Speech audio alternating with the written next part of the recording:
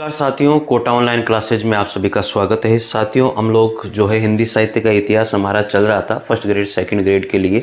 PGT, TGT, DSSB, कहाँ पर भी हिंदी साहित्य का इतिहास आता है, इससे बाहर नहीं जाएगा। आप पढ़िए, बहुत मेहनत कीजिए और नोट्स जरूर बनाइएगा साथियों, ठीक है। चलिए, आज हम लोग पढ़ते हैं रासो साहित्य। साथियों, जो रासो साहित्य है, उस रासो साहित्य में मतलब कैसे रासो शब्द की उत्पत्ति हुई, कौन कौन से ग्रंथ इसमें रहे, इन सभी को आज हम लोग देखने वाले हैं। बहुत ज़बरदस्त अच्छे नोट्स हैं। प्लीज़ आप लोगों को अगर 240 पर नहीं दिखते हैं तो 360 पर क्वालिटी बढ़ा करके आप इसे देख सकते हैं, ठीक है साथियों। चलिए पढ़ते हैं आज हम लोग रासो साहित्य। तो रासो साहित्य जो है बहुत अच्छा साहित्य है और यहाँ से एक न एक प्रश्न जरूर पूछा जाता है साथियों। रासो शब्द की उत्पत्ति या उसकी रचना कैसे हुई? तो आचार्य रामचंद्र शुक्ल जो है रासो शब्द की उत्पत्ति रसायन शब्द से मानते हैं और आचार्य जो हजारी प्रसाद द्विवेदी है वो रासो शब्द की उत्पत्ति रासक शब्द से मानते हैं। तो याद रखना, आचार्य शुक्ल ने रासो शब्द की उत्पत्ति रसायन से मानी है और आचार्य हजारी प्रसाद द्विवेदी ने रासो शब्द की जो उत्पत्ति है वो रासक शब्द से मानी है। तो कैसे बना? रासक, रासह, रासा और रासो, इस तरह से ये सीक्वेंस आचार्य हजारी प्रसाद द्विवेदी ने रखी है मित्रों। अब गार्सादर तासी के द्वारा रासो शब्द की उत्पत्ति राजसु या राजसूय शब्द से मानी है। तो कहीं भी कोई भी शब्द पूछा जा सकता है। वैसे आचार्य रामचंद्र शुक्ल का और हजारी प्रसाद द्विवेदी का सबसे इंपॉर्टेंट है, आपको ये बात याद रखनी है। कविराय श्यामल दास और डॉक्टर काशी प्रसाद जायसवाल ने रासो शब्द की जो उत्पत्ति है वो रहस्य शब्द से मानी है। किससे मानी है? रहस्य शब्द से मानी है। इसी तरह से डॉक्टर दशरथ शर्मा जी रासो शब्द की उत्पत्ति जो है रास शब्द से मानते हैं। ये आपको ध्यान रखना है। आगे बढ़ते हैं इसी क्रम में मित्रों, बहुत इंपॉर्टेंट है जो आपको ध्यान रखना ही रखना है साथियों। जो रासो शब्द है उस रासो शब्द में पंडित हजारी हर प्रसाद शास्त्री और श्री विंदेश्वरी प्रसाद के द्वारा रासो शब्द की उत्पत्ति राजयश शब्द से मानी गई है। किससे मानी गई है? राजयश शब्द से मानी गई है साथियों, हो जाएगा याद। आगे बात करते हैं रासो साहित्य की विशेषताएं, रासो साहित्य की प्रवृत्तियां, रासो साहित्य की विशेषताएं कौन कौन सी रही हैं, इसे भी आप लोगों को ध्यान देना है। पहली बात यहां पर करेंगे, यह साहित्य मुख्यतः चारण कवियों के द्वारा रचा गया। जो रासो साहित्य है वो मुख्यतः किसके द्वारा रचा गया? चारण कवियों के द्वारा रचा गया है। यह आपको ध्यान रखना है।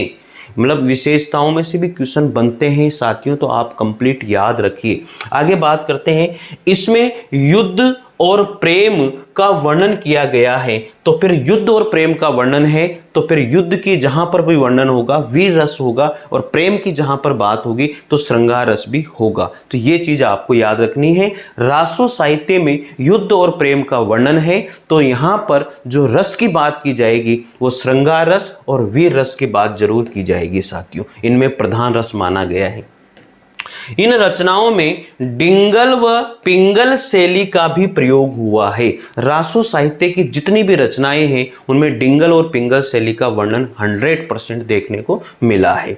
फिर आगे बात करेंगे, इसमें अधिकांश रचनाएं अर्ध प्रमाणिक रचनाएं मानी गई है। रासो साहित्य की अधिकांश रचनाएं जो है कौन सी? अर्ध प्रमाणिक रचनाएं मानी जाती है।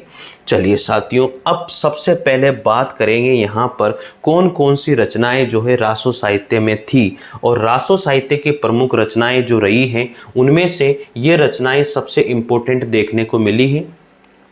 पृथ्वीराज रासो किसने लिखी? चंद्रबरदाय ने। बीसल देव रासो नरपति नाल ने। प्रमाण रासो जगनिक ने। हमीर रासो सारंगधर ने। खुमान रासो दलपत विजय ने।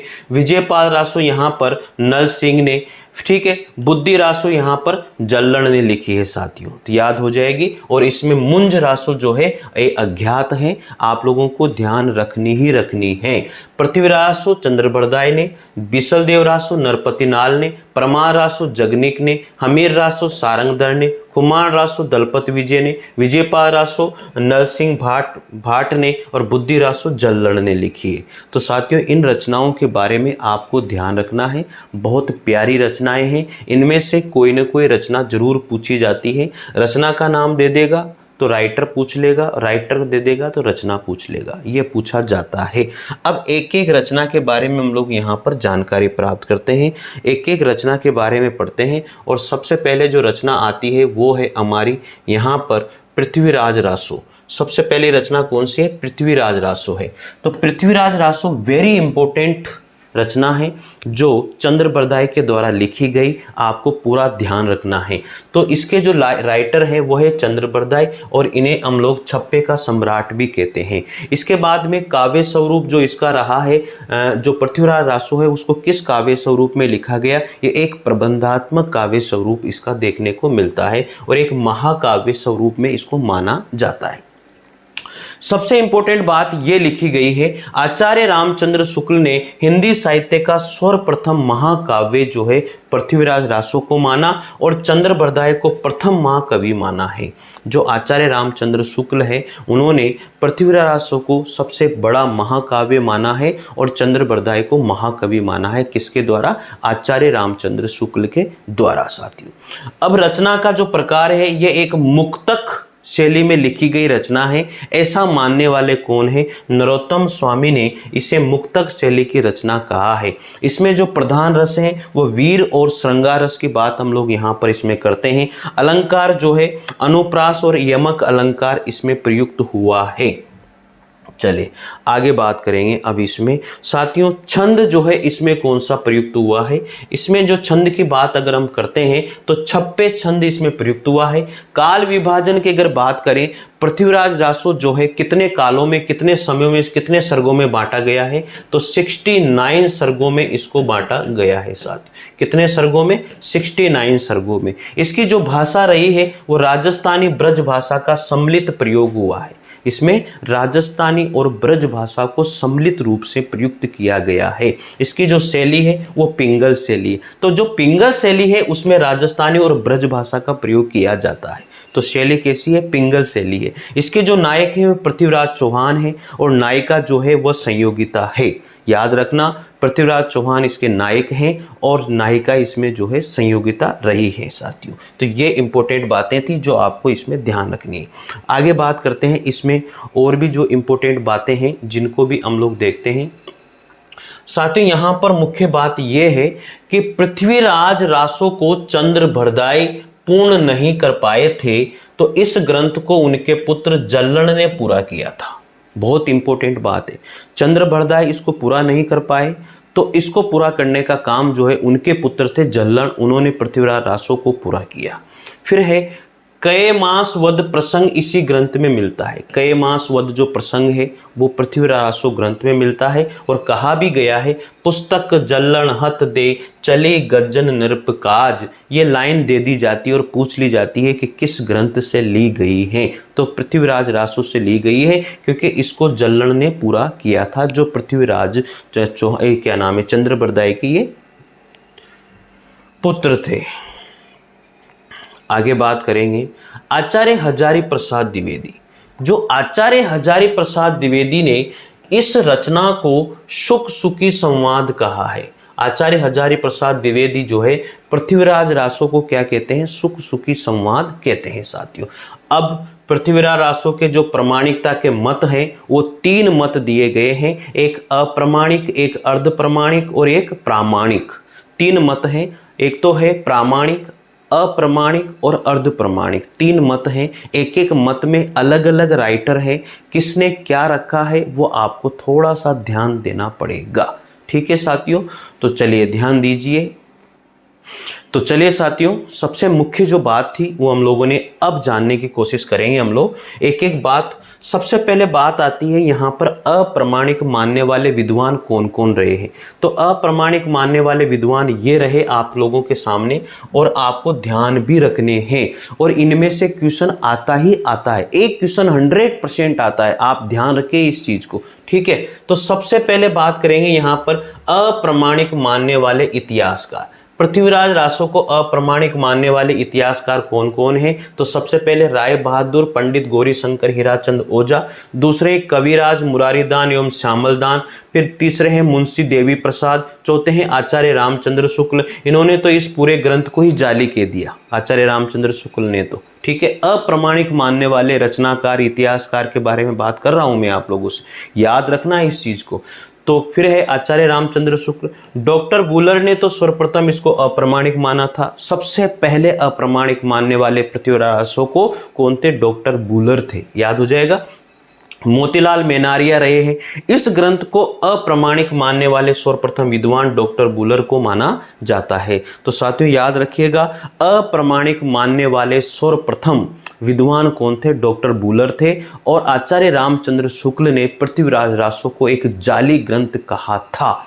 ठीक है, तो अप्रमाणिक मानने वालों को मैं एक बार फिर रिपीट कर रहा हूं। राय बहादुर, पंडित गौरीशंकर हीराचंद ओझा, कविराज मुरारीदान और श्यामलदान, देवी प्रसाद मुंशी देवी प्रसाद, आचार्य रामचंद्र शुक्ल, डॉक्टर उलर और मोतीलाल मेनारिया, इन सभी के द्वारा पृथ्वीराज रासो को अप्रमाणिक ग्रंथ माना गया है।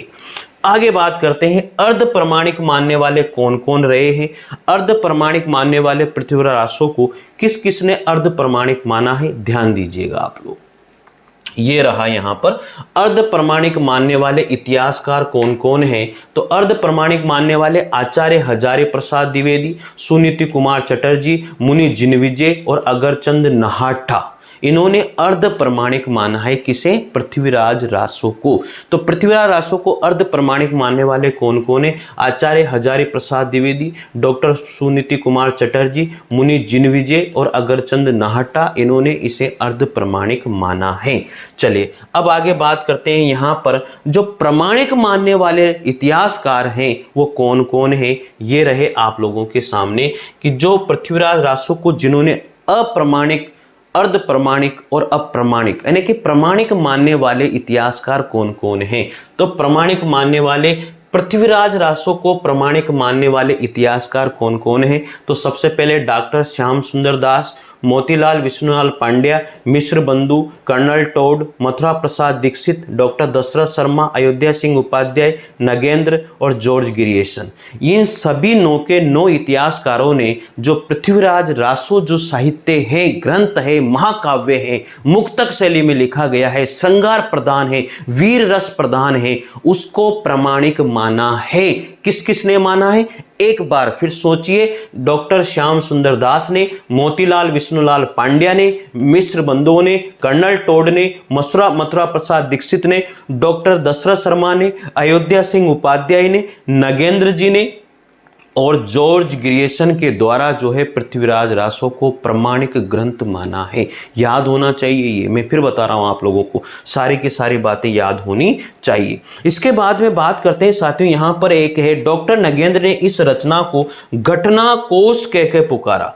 जो पृथ्वीराज रासो जो ग्रंथ है उसे डॉक्टर नगेंद्र जो है उसे क्या कहते हैं? घटना कोश कहते हैं। क्या कहते हैं? घटना कोश कहते हैं साथियों।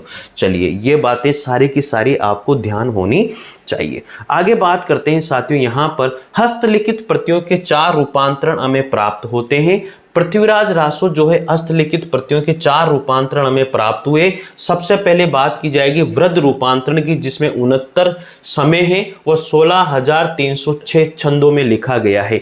इस संस्करण का प्रकाशन नागरी प्रचारणी सभा काशी के द्वारा किया गया था। जो वृद्ध रूपांतरण है 69 समयों में किया गया, 69 उसमें खंड है और 16,306 छंद उसमें लिखे गए हैं। और इस संस्करण का प्रकाशन नागरी प्रचारणी सभा काशी के द्वारा किया गया था तथा इसकी हस्तलिखित प्रति जो है उदयपुर संग्रहालय में सुरक्षित रखी गई।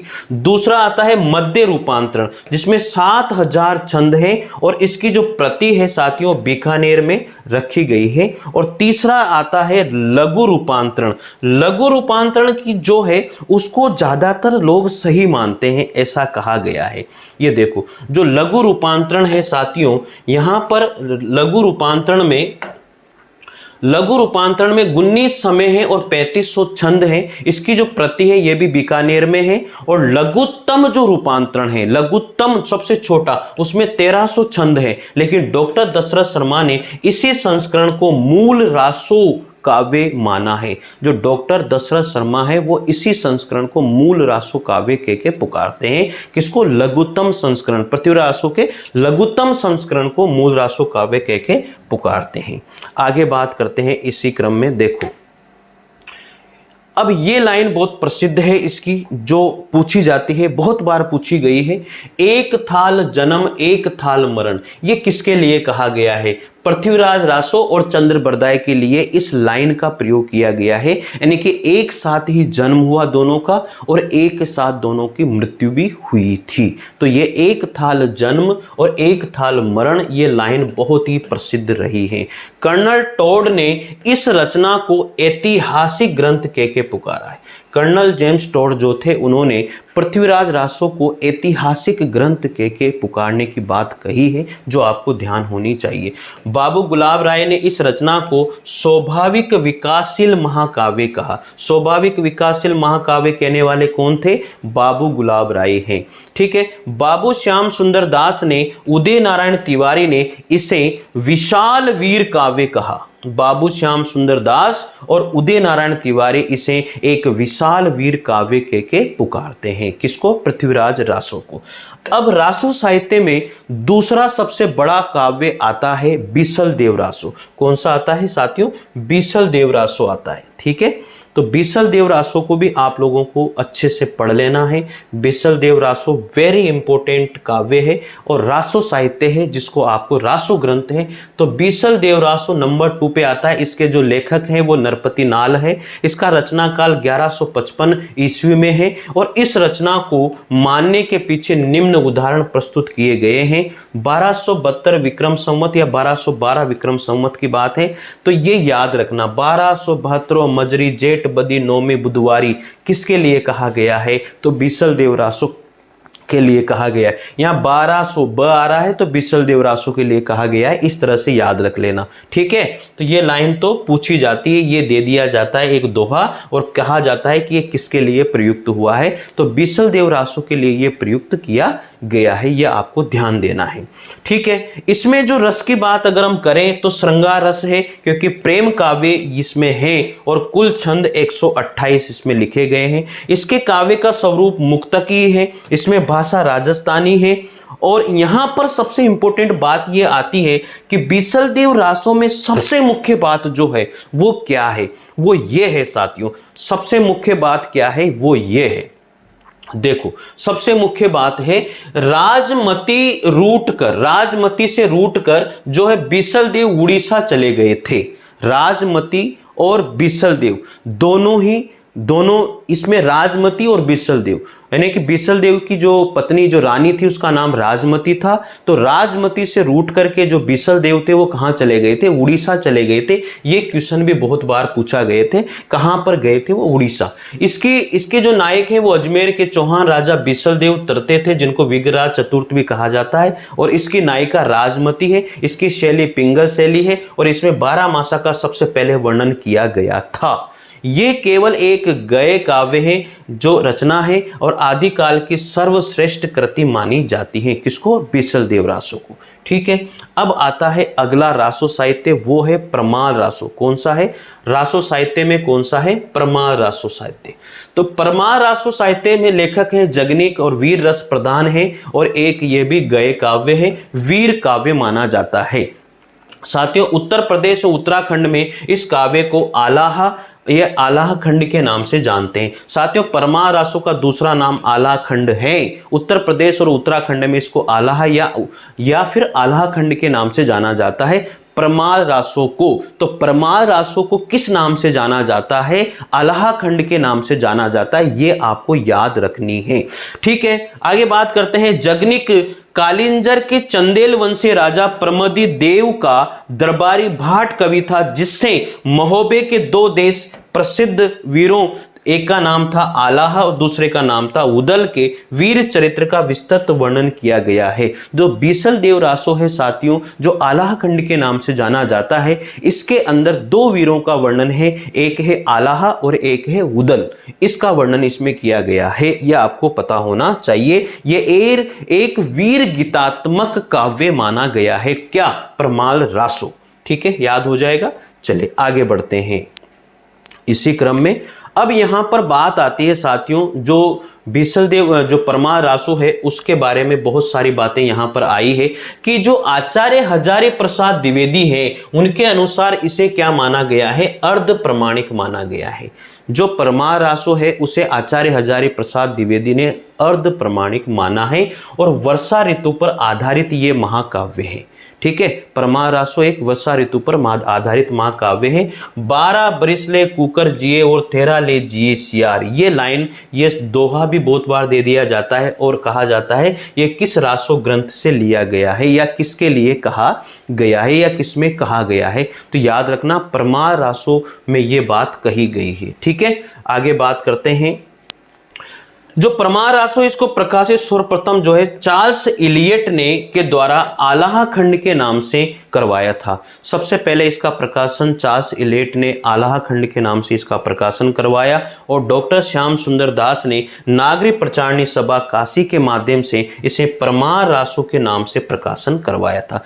तो चार्ल्स इलियट ने तो आलाह खंड के नाम से सबसे पहले प्रकाशित करवाया और बाद में डॉक्टर श्याम सुंदर दास ने इसने नागरिक प्रचारणी सभा काशी के माध्यम से इसे जो है परमार रासो के नाम से प्रकाशित करवाया था। ये था परमार रासो। ठीक है, मेरे हिसाब से बातें आपको समझ में आ रही होगी। आपको साथियों नोट्स बनाने हैं और अच्छे से नोट्स बनाइए। ठीक है, अब यहाँ पर आता है अगला रासो साहित्य, वो है खुमान रासो। खुमान रासो के जो लेखक है वो दलपत विजय है। इसका जो रचनाकाल रहा है वो 9वीं शताब्दी है। इसकी जो भाषा रही है वो राजस्थानी है। इसका जो रस है वो वीर रस है और चित्तौड़ नरेश खुमान के युद्धों का वर्णन इसमें किया गया है। खुमान रासो में जो चित्तौड़ के राजा थे खुमान, उनके युद्धों का वर्णन इसके अंदर किया गया है और इसकी प्रमाणिक व हस्तलिखित जो प्रति है वो पूना संग्रहालय में रखी गई है। चलिए आगे बात करते हैं। अब अगला रासो साहित्य है हमीर रासो। ये देखिए साथियों, यहां पर आता है अब हमीर रासो। हमीर रासो जो है किसने लिखा है, सारंगधर ने लिखा। रचनाकाल 1357 रहा है और इसका जो विशेष तथ्य जो है प्राकृत पेंगलम में इसके कुछ छंद हमें मिलते हैं। अगला रासो साहित्य है विजयपाल रासो, जो किसने लिखा है, नल सिंह ने लिखा है और इसका रचनाकाल 16वीं शताब्दी रहा है साथियों। और ये ग्रंथ मूलतः अपभ्रंश में रचित है। ये जो ग्रंथ है वो मूलतः किसमें है, अपभ्रंश में रचित है और इसमें केवल 42 छंद दिए गए हैं। कितने छंद हैं इसमें, केवल 42 छंद हैं विजयपाल रासो ग्रंथ के अंतर्गत। ठीक है, हो जाएगा याद। चलिए आगे बढ़ते हैं इसी क्रम में साथियों। अब आती है रासो साहित्य की प्रवृत्तियां, रासो साहित्य की विशेषताएं, हमें क्या क्या देखने को मिलती है जो हमें याद होनी चाहिए क्योंकि बहुत इंपॉर्टेंस रखती है और यहां से एक न एक प्रश्न जरूर निश्चित रूप से आपसे पूछा जाता है। तो रासो साहित्य की प्रवृत्तियों के बारे में बात करेंगे। सबसे पहले है अतिशयोक्तिपूर्ण वर्णनों की अधिकता है, सामंता समाज की संस्कृति का यथार्थ चित्रण है, ऐतिहासिक राष्ट्रीयता का अभाव है, युद्धों का जीवंत वर्णन इसमें किया गया है, संदिग्ध और अर्ध प्रमाणिक रचनाओं की बहुत ज्यादा बहुलता इसमें रही है, नारी का सौंदर्यीकरण इसमें बहुत ज्यादा हुआ है, प्रकृति के बहुआयामी स्वरूप का चित्रण हमें देखने को इसमें मिलता है। तो एक बार फिर देखिए, अतिशयोक्तिपूर्ण बहुत बड़ा चढ़ा करके वर्णन इसमें किया गया है, सामंत समाज संस्कृति का यथार्थ चित्रण है, ऐतिहासिक राष्ट्रीयता का अभाव देखने को मिलता है, युद्धों का जीवन वर्णन इसमें किया गया है, संदिग्ध और अर्ध प्रमाणिक रचनाओं की बहुलता इसमें देखने को मिलती है, नारी का रूप सौंदर्य देखने को मिलता है, प्रकृति के बहुआयामी स्वरूप का चित्रण इसमें किया गया है साथियों। तो ये सारी की सारी विशेषताएं थी जो आपको ध्यान रखनी है। और आगे बात करते हैं इसी विशेषताओं के क्रम में विरहानुभूति की मार्मिक अभिव्यक्ति हुई है और शिल्पगत विशेषता देखने को मिलती है। तो ये सारी की सारी जो है रासो साहित्य की क्या रही है, प्रवृत्तियां, रासो साहित्य की विशेषताएं रही है साथियों। अब अगला जो हमारा आता है पार्ट आदिकाल में ही, जो आदिकाल को 4 भागों में हमने बांटा था, तो रासो साहित्य हमारा कंप्लीट होता है। अब हम लोग शुरू करेंगे रास साहित्य, जिसको हम लोग जैन साहित्य भी कहते हैं। तो साथियों पढ़ते रहिए, चैनल को सब्सक्राइब कीजिए, टेलीग्राम चैनल से जुड़िए। और साथियों मैं आपको बता दूं, जो कोटा ऑनलाइन क्लासेस जो ऐप है, KOC कोटा ऑनलाइन क्लासेस को प्ले स्टोर पर जाकर के डाउनलोड कीजिए ऐप को, और टेस्ट सीरीज बहुत तगड़ी टेस्ट सीरीज है फर्स्ट ग्रेड और सेकंड ग्रेड की, आप लोग वहां से जरूर टेस्ट सीरीज जरूर ज्वाइन कीजिएगा। ठीक है साथियों, तो मिलते हैं अगली क्लास में राज साहित्य के साथ और जैन साहित्य के साथ। तब तक के लिए जय हिंद जय भारत। Thank you.